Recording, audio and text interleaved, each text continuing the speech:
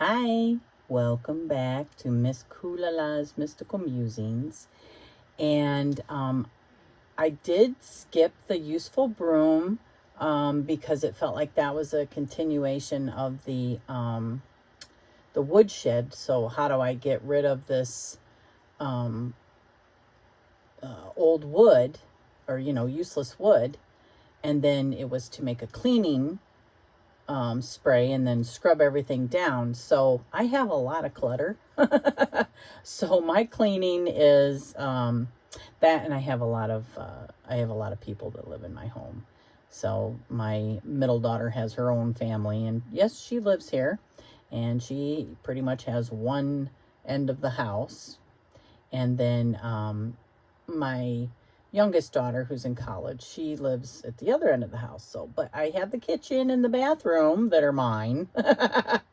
And anyway, so my cleaning is a lot of obviously I clean, but it's very time consuming because I have to move a lot of stuff when I deep clean. So it is a lot of spot cleaning and dusting, and I use like for a spiritual cleanse, I just do the typical, sage, or I actually say a lot of stuff, you know what I mean? I speak it out loud to, if anything comes in, or if I feel anything coming in. And, we have ghosts that live here. So, and they're friendly ghosts, nothing bad. So anyway, I thought I'd skip that and go right to the viewing platform. So the first part of that is the judgment spread. So there's that, and I will show you the decks I picked. Okay, so I am going to my trusty, what I use every day that I'm on the hotlines, which is just my Rider-Waite-Smith Centennial Edition, my tin. And I am very connected to the Rider-Waite-Smith. And with this being a judgment spread, I feel like judgment comes from ego. And it's something I am consistently working on every day. Like, if you joined me in the I Am class, then you know from like I believe that I Am is connected to outside of myself. So other people view it as ego. And like the conclusion to that is that I believe I am is everything but nothing. So I believe that who I am is nothing, but I'm everything when I'm connected to you. You know what I mean? When I connect to others, that's when I become everything, because my journey is significant in as significant as yours is to you, but I'm the experiencer, which means my identity is nothing compared to the experiences. And if we let other people's experiences affect ours, that is still a place of judgment. It's still a place of ego. So I'm very much work every day. Doesn't mean that I don't fail at it sometimes, but my intentions are to not judge, period. You know what I mean? Except for the information that I'm bringing in for myself. I think that that's essential. I think that's discernment. Like we have to, is this information that I'm bringing in, is it beneficial, or does it just, it doesn't do anything for me? Is it causing me unnecessary anxiety or whatever.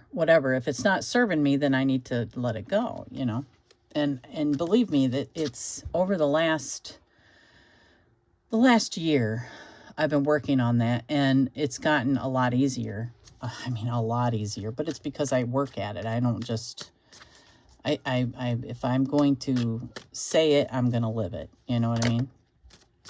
And boy, this deck really wants to talk to me today. So in the judgment spread, the first one is, how do I judge others? So let's see. Yeah, it definitely wants to talk to me. Ooh. Well, what do you think about that? How do I judge others? It's like,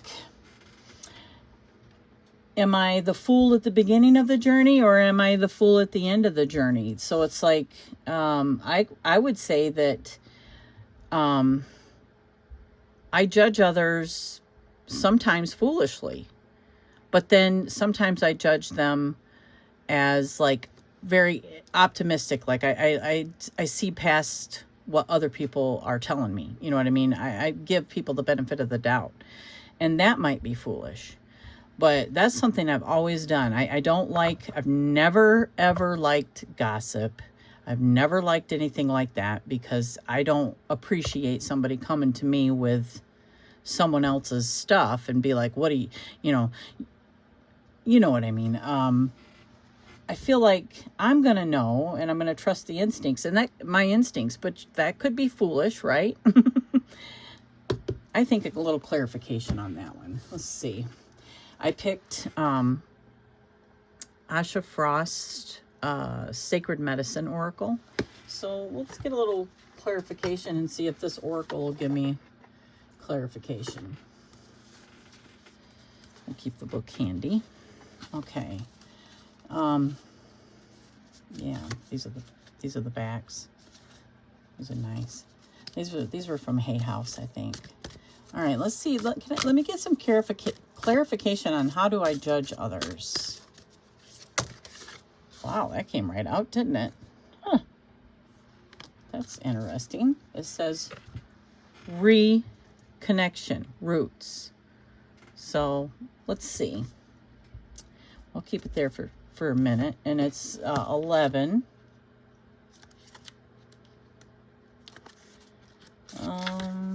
Reconnection.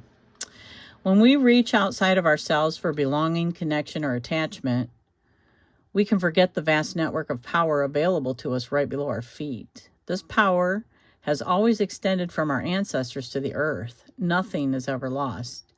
The wisdom pulsing right through our souls. There is potent medicine for you that lives in your blood and bones waiting to be uncovered. Okay, so within your, I'm going to skip a little bit. Within your lineage and bloodline, sorry, my foot itches. There is profound beauty, radiance, and inherent knowledge. This is a time of discovery for you. Are there parts of your ancestry that you are ignoring because they don't feel magical or mysterious? Do you feel grief around the fact that you don't know much about your heritage? Maybe you have accepted the idea that only certain cultures carry the medicine that you need. This card is here to hold a mirror up to the potential of all that lies within you. Your roots matter, and a journey of continued self-discovery awaits. Okay, so maybe I don't see, like, okay, I can honestly tell you, like, culturally,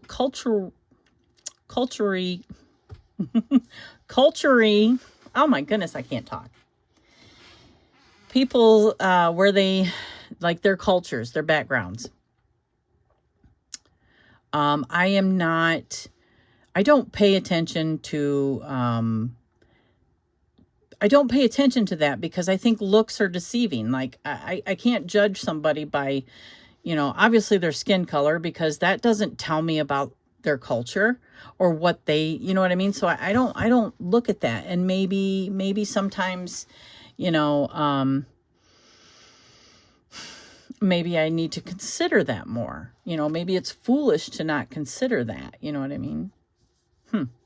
That's something to consider and as we go in this, because, like, not knowing where somebody comes from, and I'm just blurting out what I think and what I feel, especially in a a room, say a close room where you're, discussing ideas, which, believe me, I'm getting ready to start my classes back up for the child care grant. And it's a very diverse group of women. And I'm very, I talk about this stuff, not thinking, oh, sorry. Do you see that? I just did a TikTok video. Anyway, let's get that off there. So, I just speak freely. And I will tell you, there are a lot of Christian women in there, and they are like, very connected to their roots, and they're very open and to say what they want to say. And I know they're not considering that I'm, what do you want to call, like, kind of a recovering, like somebody who was very Christian and still believe in the values of it, but I don't care for people that try to push their beliefs on me type thing. I don't even think it's that. I don't think they're trying to do that. I just think they're proud of what they believe in. And that's how I am. I'm just proud of what I believe in. So I don't know. Let's move on and let's see how this plays out. So the next question is, where does this judgment come from? Okay, let's see. My foolishness, where does this come from? Optimism. I like to call it optimism. Where does this come from?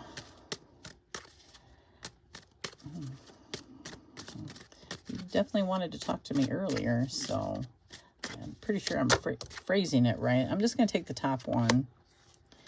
So where does this come from? So I'll be the first to tell you sometimes what other people say does influence me, but I think it's because, like, honestly, it's because I want to be a team player. You know what I mean? It's I want to be the person that overlooks. I want to be the person that doesn't judge. That's my end game. That's my goal, So I think that's this foolishness or optimism comes from not wanting to be the person that calls someone out for something when I don't know. I don't know, and to think that I do, I think to think that I might know something about someone else is foolish. So, yeah. I don't think I really need clarification on that, because not saying that someone couldn't influence me, because they could, but I fight that. I don't like that. I'd rather make up my own mind, and I do it because I want to be a team player. I want to include everybody and not ever leave anybody out. Okay, so what triggers me to judge? Now this I'm going to take this as is because I still fight it. I think we all do. I think ego, again, is attached to judgment. And if we fight our egos, which I think most of us do until it's done, you know what I mean? Until it falls away, that's what we're fighting, is how it's judging. It's judging others. It's the ego wants to protect. You know what I mean? Which means, by protecting what you feel is important, which if you feel you are important, well, then you think you're protecting yourself when someone else might disagree with you or something like that. But instead of judging others, my personal belief is that let the ego judge the information that you're taking in. And that's how you can protect yourself, is just considering what serves and what doesn't. So, I'm not saying that I use this like when I'm, doing everyday things and around people, that I just, I'm not going to judge anybody, because I'd be lying if I said that I didn't judge anybody. Because I think our human instinct is to judge. It's the hard thing is to not judge. So what triggers me to judge? I think I know the answer to that. But let's see what the cards have to say.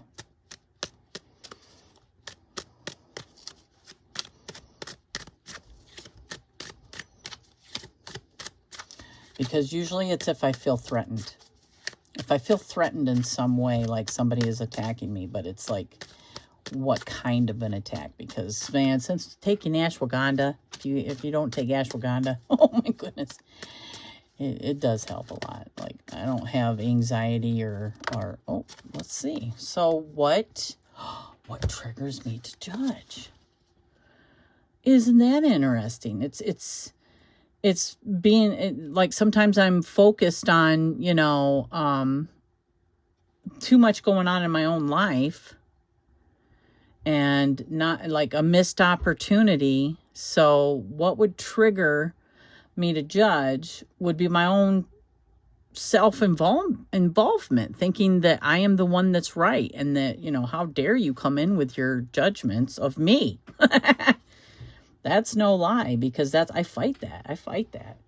I think that a defensiveness, which I've talked about it before, people don't see that side of me unless I'm careless. You know what I'm saying? If I'm careless with, you know, my energy, and just like, you know, that old saying, misery loves company.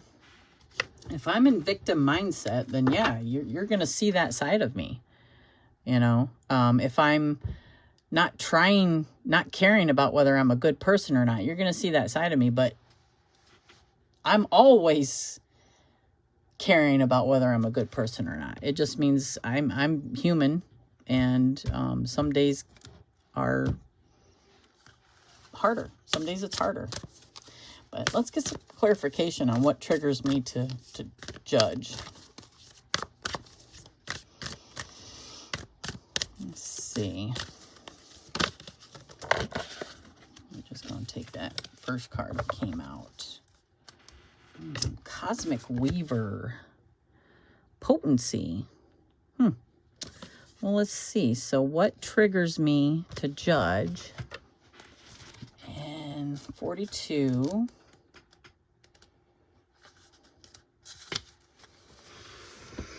let's see. You are highly attuned to the magnetic frequency of the earth and beyond. You have been a healer, medicine person, and weaver of destinies for many lifetimes. This card is calling you into remembering of your role in the planet's evolution. A weaver is able to hold multiple... Ooh, okay. Ooh. During the day. Okay, so I would feel like this is okay if I'm feeling threatened, okay, because I, like, you know what I'm saying, it's like too focused on myself, and then somebody comes along and tries to call me out, and I'm focused on other stuff. It's, you know, being a cosmic weaver, which I believe this to be very accurate, is maybe, you know, not feeling seen for this, you know what I mean, not being seen. And that's the whole like, we know who we are, and sometimes we wish other people would see that. And I think that could definitely trigger me. But that's still me being very self-involved, you know what I mean? And not seeing the bigger picture. You know, missed opportunities are definitely, you know, it is because you're not looking at the big picture. And yeah, I can be small-minded sometimes. I try not to be, you know, and I definitely don't want to be, but definitely have my moments. So, and that could trigger me to judge. I feel like, you know, I do have a lot to offer. And, you know, I know who I am, which the struggle is to not care if anyone else knows who I am. That's the whole point. It doesn't matter if anyone else knows who I am. It's honestly pointless, because you just have to know who you are. That's it. You know what I mean? How best can I release this pattern? How best can I release this pattern? It's a good question, because I'm working on it. I'm definitely working on it. How best can I release this pattern?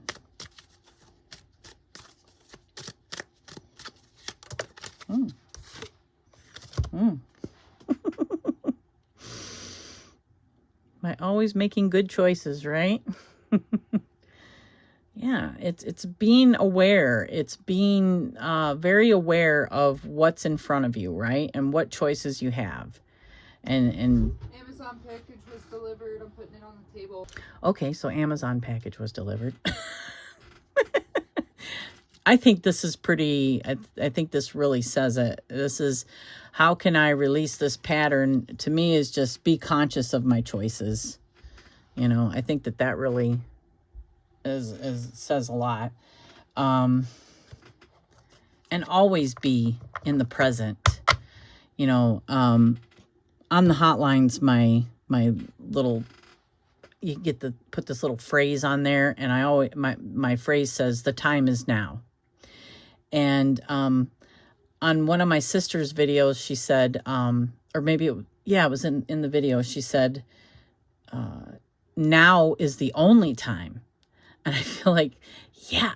And to think about what that means, you know, if we think about what that means that, you know, people that are searching for happiness or searching for anything really don't really need to search anything outside of this moment, right? Because this moment is what's important now, because that's where happiness is. That's where you are. It's where everything that you need is in this moment. It's the most important time is now, because you can't change the past and you don't know what the future is. So the most important is right now. It's like, so what are you searching for? Everything you need is right here, right now. And I freaking love that. So maybe just a card to, you know, okay, let's take the top one.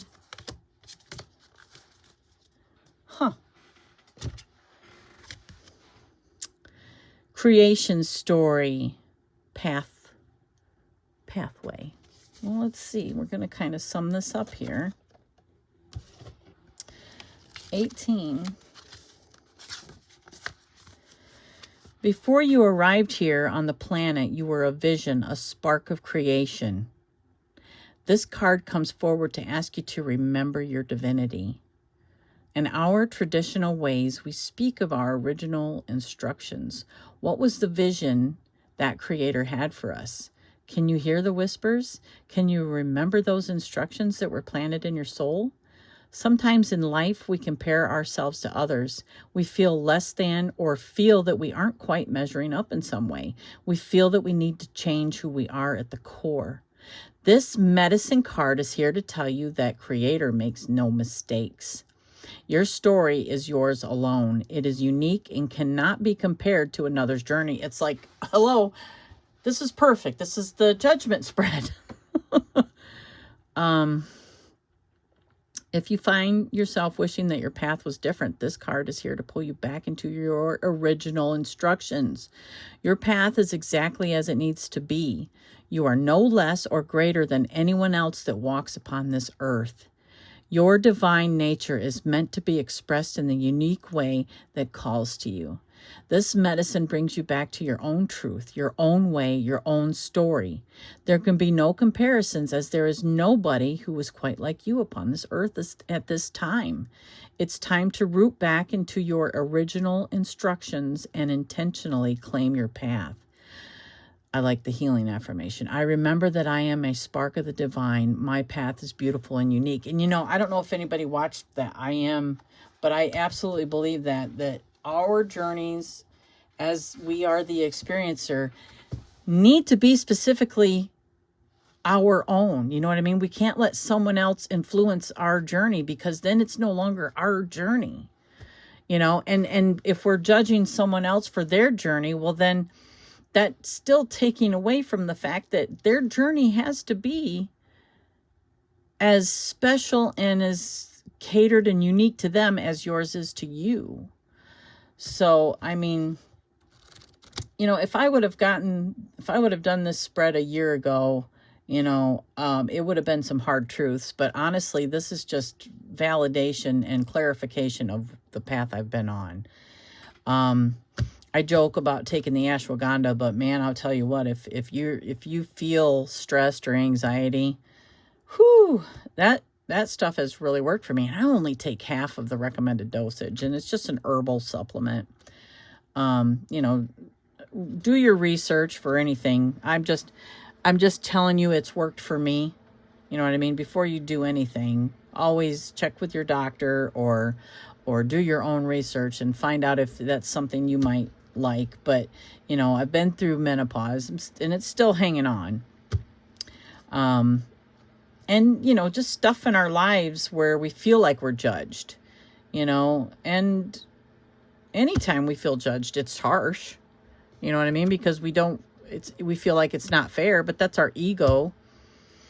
Honestly, it just doesn't matter what anyone else thinks of us, period. It just matters what you think of you. That's the only thing that matters, you know. And if you're keeping the judgment to, you know, just the information and discernment that you need in your own life, then I feel like that's healthy. And I think that we do need to do that, you know, because what works for someone else might not work for you. You know, we can let other people guide us. Absolutely. You know, if we're feeling lost or if we need that guidance, then, you know, we pretty much can recognize who in our life is somebody that is wise and can guide us. But I mean, inevitably, you are accountable, which means you've got to make these choices for yourself. I think that's it. You know, make these choices and be good about the choices. Make the, you know, this was really awesome. This was really awesome. I like these cards. I think they speak volumes. So, like, you know, how do I judge others? Well, I'm very optimistic. I try not to. It's true. It's extremely true, and it's always been true. I want to be a team player, so this type of judgment comes from maybe overlooking things, which might be kind of foolish, but I do, and I do it because I don't feel it's my place, and I've always felt that too. Doesn't mean it doesn't creep in, and what triggers me to judge, honestly, when I'm honest with myself, it's honestly feeling like I'm not seen, and it is because I'm too self-involved. That absolutely happens. And so I miss opportunities sometimes, you know what I mean? Because in a missed opportunity in that way could be like, you know, in the past when I was judged, I missed the opportunity to see it for what it is. When I say that, it's just when someone else judges you, it's because that's where they are. You know what I'm saying? So it's like, don't take it to heart. And so you miss the opportunity to just... in other words, you let it affect you. And so the missed opportunity is don't let it affect you. You know what I mean? Don't bring all that upon yourself, because someone else's ego and judgment is theirs. It's all part of their lessons that need to be learned. And you have your own. So don't, you know what I mean? The missed opportunity is to not let that stuff trigger you, you know? Because when you don't let it trigger you, then there's healing, there's forgiveness, there's compassion. So you miss that opportunity when you let it trigger you. So this is the forgiveness and the compassion and, you know, the love, the universal love, the divine message. You miss it when you are really self-involved and you let, you know, people trigger you from their judgments. And how best can I release that pattern? Well, by making good, conscious choices. Conscious, awake, aware, always. Well, that was wonderful. I'm going to check real quick, see what and this was do a little shadow work. Journaling. Recognition is key to changing our patterns and being able to stop some of these negative traits before they cause us to feel resentful or even say things we may not truly mean. Absolutely. My shadow work, honestly, with stuff like that is, I said it before, it's when I feel like I'm not seen, or, you know what I mean, somebody deliberately I feel that they deliberately overlook me, and I in the past have taken it personal, and it's unnecessary to take it personal, because anything that another person does, just like the competition card, so don't compare ourselves, it is because of them and their journey and their experience. And like I said, a year ago, that might have been a little bit hard to accept that as food for thought. And you know what I mean? Even though I always, you know, since reading the 4 agreements, it's like that was a game changer. It's just, you don't recognize a lot of stuff in other people until you recognize it in yourself. So, I mean, this whole thing has been a journey, you know, from A to B, from beginning to end. It's all the journey. It's all the journey. And I'm the one that is experiencing it as you are, yours. So being somebody that, like I said, spiritually, I'm omniscient, I am open to receiving and learning every single day, which means that my views and my spiritual, how I define myself, my moral code or whatever, it can change because I can change. I'm ready to grow and keep growing. I'm not going to like say, okay, I'm done. I know everything. Nope. No, that's not, nope. Far from it. You know, I feel like anytime I put something out in the universe goes, all right, well, let's just see how convinced you are of that. And yeah, the universe likes to teach me stuff. So yeah. I'll get real up personal. Mine, I know what that shadow work is. It's not being seen. The only time I knew I was seen is if I was accomplishing something, if I was doing something important, then of course I was going to be seen. And our accomplishments are, you know, not what define us. It's who we are. You know what I mean? It's who we are, and it's how we treat other people. It's our legacy is how people remember us.